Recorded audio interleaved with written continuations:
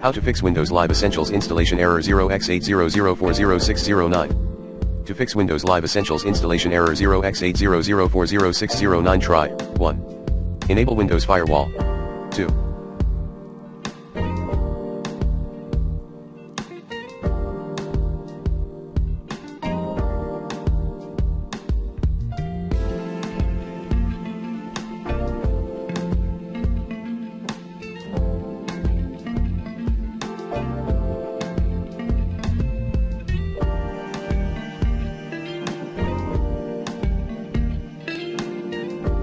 Check if you've installed some different version of Windows Live Essentials.